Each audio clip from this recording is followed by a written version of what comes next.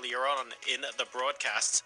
So the Chessable Pro members that have been selected are Vendis34, VENDIS, Immortal Quail, excellent username by the way, and Zib the Dog. All three of you are walking away from this World Championship with a signed copy of Garry Kasparov's My Great Predecessors. The team at Chessable will be getting in touch with you to deliver your prize. So we don't just say prizes are on offer, folks. We are delivering on that promise. So well done to the three of you. We'll be getting in touch shortly, and congratulations once again. Plenty of tension still on the board. Some questions have been resolved. Others are going to get asked, and some of those questions are getting louder. Like, what are we going to do with a 40-minute time advantage where we haven't even reached move 20 yet? Are we going to have problems on the clock when we return? Stay tuned and find out after this.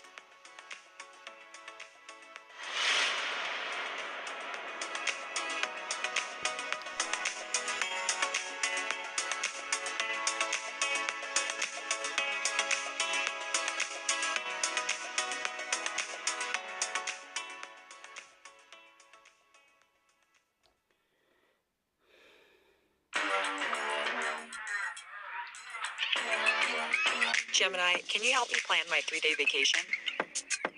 Generate a photo of a muscly capybara. Explain the concept of supply and demand with OpenStax. Hi, Gemini. Quiz me on the rise of industrialization. Can you help me find an email? Yeah, I can help with that. James Cantor III here, and we're back with Ding Loren's greatest game on chess.com. Let's dive right in. Of course, we have Chef's House with the white pieces, who is Ding Loren. And with the black pieces, we have Jan Krzysztof Duda going by Polish Fighter 3000. Modern. Wussten Sie, dass etwa 90% der Blutdruckmessgeräte nicht klinisch validiert sind? Überwachen Sie Ihr Herz mit Omron, die von Kardiologen am häufigsten empfohlene Marke. Unsere IntelliRap-Manschette gewährleistet einen perfekten Sitz für genaue Ergebnisse, die Sie bequem in der Omron Connect-App nachverfolgen können. Seien Sie versichert, dass alle Omron Blutdruckmessgeräte klinisch validiert sind. Messen Sie Ihren Blutdruck mit den Testsiegern bei Stiftung Warentest. Is like a mate in 8. But it starts with Queen G7. Queen G7 is first, right? Hit him with check. You have King H5 and King H4, right? So King H4, King H5, you have Queen G3, especially King H5 here, right? King H5, in many cases, you go Queen takes F7 check, and then you come back around to H7. Then you go to G6, like it's a windmill in a way. Queen F7, King G5, Queen G6, all right? Queen G6, King H4, Queen H6, King G4, F3 check, King takes, Queen F4 check, King E2, your king, look, that's too funny. But, of course, that didn't happen in the game. After Bishop takes G5, what happened is, he was like, you know what, bro, I believe you. You're going to the world champ, you're playing for the world championship, I believe you, says Jan Krzysztof Duda, and he steps out the way and says, have a nice day, right? Okay, we got some more combos here after King E6. Okay, Queen H3. Boom, take the bishop, check, right? That was 2 brilliant moves so far. King to D6, get out of the way. Now here, this is actually tough. As the player playing white here, you have to figure this out. You want to keep the initiative and keep attacking. How do you do that? Okay, the move here actually is rook takes B7, right? It takes the pawn. It also hits the knight, which is hitting mate here. Watch this vicious attack. Third brilliant move's coming up. After rook E6, okay, white has to play a very strong move here. It's hard to find. Let's see if you can find it. Right, it's very instructional today, and I want you to really use your calculation and tactics as much as you can and think. Pause the video, really, and try to figure this out. It's white to move. Where do you go next? This was a difficult one to find, but not difficult for somebody like Ding Loren, who plays Queen F5, right? Queen F5, a very nice move. Queen here, right? Bishop F4 check is coming as well, right? You're just getting closer to the action. You're also defending the bishop in case of a rook G8, right? Stuff like that is kind of annoying, right? But Queen F5, getting the queen in the game a little bit more, a little bit closer. You also have Queen F4 in some cases, right?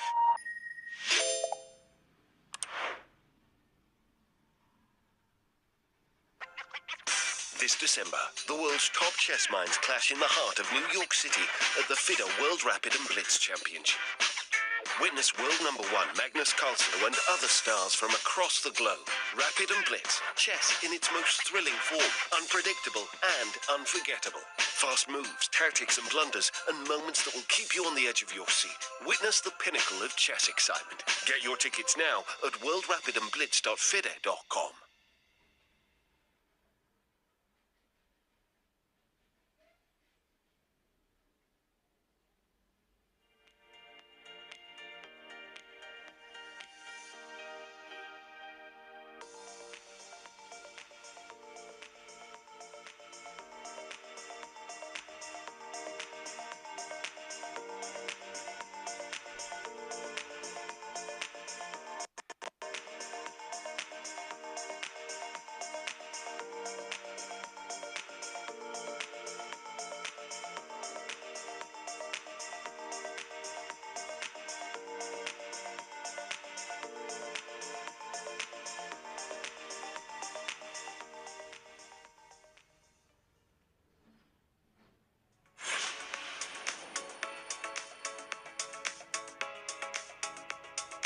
Welcome back, everybody. We are live with game number 8 of the FIDE World Championship.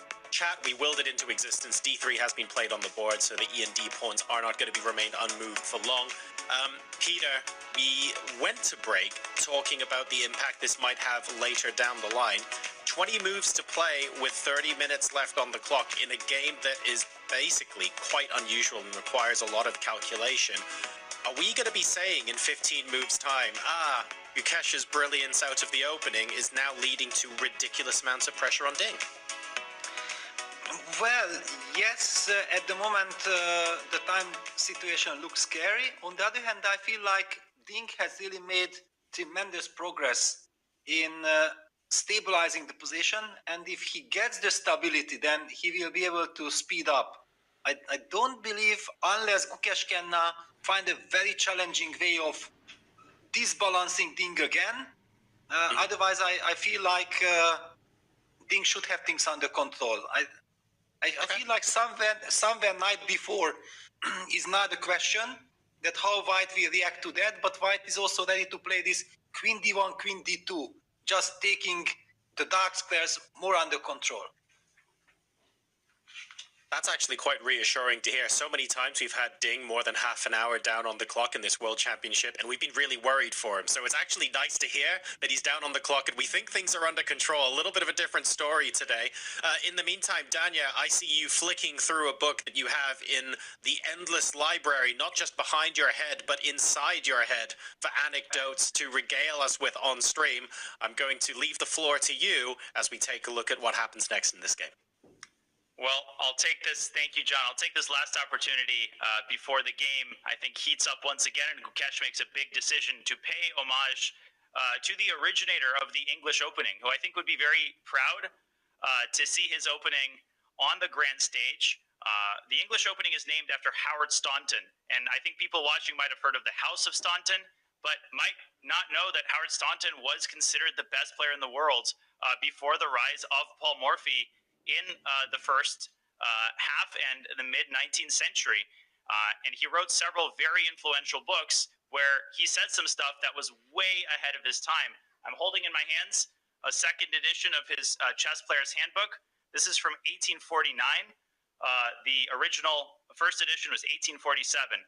And two really interesting tidbits is he argues, I'm reading from page 371, E4, C5, in the opinion of Janisch and the authors of the German handbook, with which I agree, this is the best possible reply to the move of 1e4. So he actually argues the Sicilian is the best response to 1e4.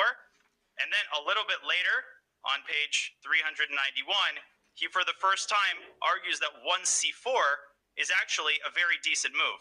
And he criticizes the existing authors for saying that 1c4 e5 is the same thing as 1e4 c5. So my last quote here is the following: the move recommended by modern authors against c4 is e5. And we have then, of course, the same position as if black had commenced the game with e4 c5. But it seems to escape these authors that in this case you have the advantage of the move. Of course, it's the Sicilian with an extra tempo, and it's after Staunton that we name the English opening. They weren't that dumb back in the early 1800s. They actually knew some stuff, and we stand on the shoulders of giants. And indeed, two giants are battling it out here, Peter. Yes, absolutely. It's a way of how you look at things, yeah? Because exactly, if you are a player with c4, e5, and you also love to play the Sicilian with black, then you think like c4, e5, I'm getting my beloved Sicilian with an extra tempo. This is fantastic. However, there is also the other angle that after c4, e5, black is not fighting for advantage because he plays with the black pieces. He's happy to just neutralize white's initiative. Yeah, so that's why the English opening is also taking a completely different turn compared to the open Sicilians. It's always a very fascinating kind of situation when you see this kind of also players. Yeah, someone believes that c4, e5 is the right move. I personally have been always playing c4, c5 because of the influence of Andras Adorian. And indeed, those are the two moves that Stanta analyzes, c4, c5, and c4, e5. So just really, really interesting, the passage of time. Black is still okay. And black is still okay, I think, in this position. But I'm with you. I think the trend of the game is moving in Ding's favor. And when he's low on time, Peter, I almost think he starts playing more confidently and sometimes like more incisively and strongly. Okay, it usually, I think, also depends on the position. Yeah, that sometimes you spend a lot of time because you had so many challenges, so many questions to be answered in order to finally get to a normal position. And then when you reach the time trouble phase, then you are already in your comfort zone, right? Of course, yesterday we have seen also the opposite when Dinglidan was in time trouble and was faced with very tough defense. Yeah, he had to save a very bad position. So yeah, different angles there. But my feeling says that right now he's happy. He finally got this d2, d3 move in. If he's able to handle the knight before jump effectively, nicely, then he should be happy. But to my eyes, what is your take? Is knight before really a problem, or how to assess the consequences? Not anymore. I think knight f5, knight b4 was an issue, but after d3, knight b4 can be met with queen d2, and so Gukesh decides to activate his other knight. He jumps up to e5. Okay. Now, of course, my, knight f5, there's bishop g6, which is a really nice bonus. Actually, I would go so far as to say bishop g6 is a serious idea that white must contend with. And so sadly, knight b5 is never a thing, as you so correctly pointed out, because of check on b6. Yeah, I feel that knight e5 was the principal move, because this strange-looking rook on e4 remains. Yeah, the knight blocks this rook. Bishop g6 can ask a very unpleasant question. Where does this rook go? But okay, from white side, we can just play the move queen d2. I don't see the reason why we cannot just follow up in our spirit. Let's put it on the board. Queen d2. And black can keep the tension with rook a d8, but first I want to show bishop g6. Where would you go back to e3? No, f4. I want my rook back to f4. Rook f4. Okay, let's say I play rook a d8. Doesn't really threaten anything. Yeah, but okay, just keeping the tension. Yeah, I would love to play the move bishop b2, but I'm a little bit worried of the knight b4 ac, knight takes d3 kind of crazy tactics.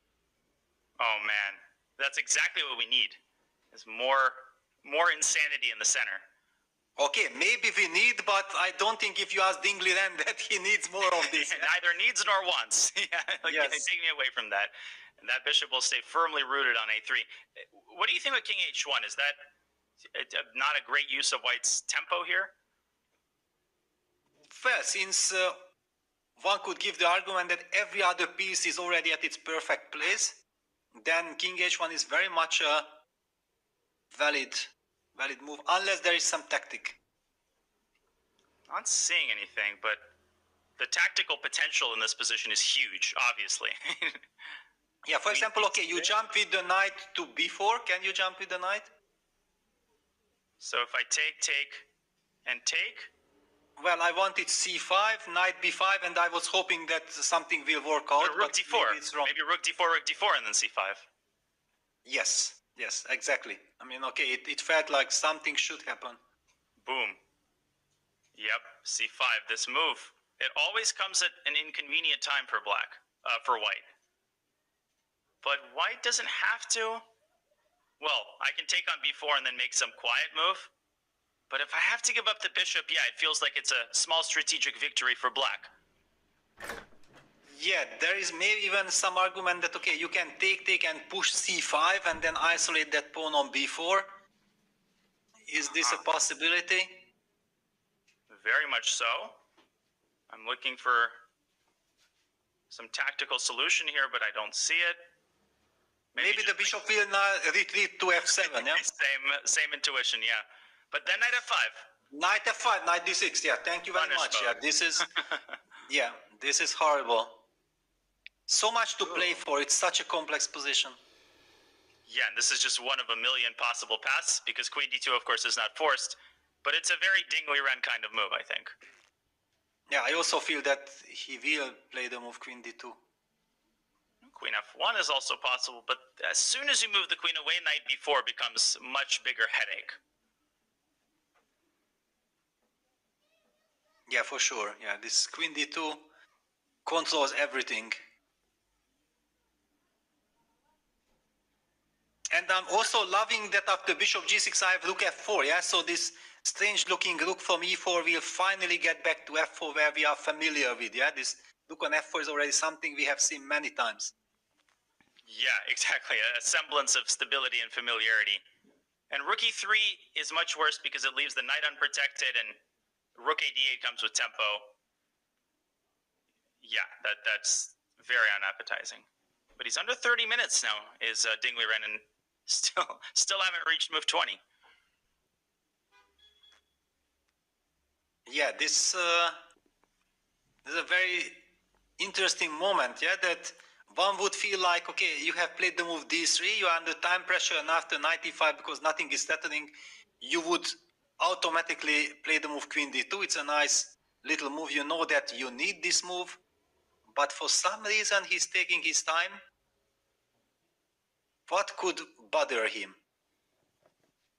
Yeah, the question is... And shaking his head. Did you see? Exactly. Shaking his head. He just seems uncomfortable with, like, his whole expression. There's something annoying that he spotted, or maybe he doesn't like the position in general. But I assume it's something specific after queen d2. Maybe bishop g6 is annoying him. It's hard to say. Or yeah, but d8. Yeah, and also this knight b4 jump. Yeah, this is a little bit irritating from White's perspective, that you always have to calculate the consequences of knight b4, and they are never so easy to assess. Yeah, that you can take this pawn, is this c5 fork a problem, or all these tactical possibilities after taking on b4, knight b5 is working in my favor or not. Try to figure it out over the board when you know that it can happen in so many different circumstances. Can we evacuate the rook preemptively with rook f4? Just get it away from there? Or is knight g6 a problem there? It depends if you are very ambitious or you are happy to kind of provoke a move repetition. My problem with rook f4 is that I feel like black will automatically play the move rook a d8 and ask the question that, why did you lose this tempo? Oh. Knight f3. That's a surprise. Allowing bishop g6 and trying to solve the problems very directly with a series of exchanges would be nice, but does it work out tactically? Wait, bishop g6, what's he intending? Rook f4, I guess, still. Yes, rook f4. Feels a little flimsy, though. And look at this. I think knight f3 came as a total surprise for Gukesh, because it's a surprising move. It's a defensive move. Knight f3. And I'm also curious, like, knight takes e5, f takes e5 is a transformation that doesn't necessarily favor white. This knight was such an integral defensive piece. This trait is incredibly committal, and now black has several potentially enticing options. Even knight b4 is once again in play. Yeah, knight b4 is very much in the game.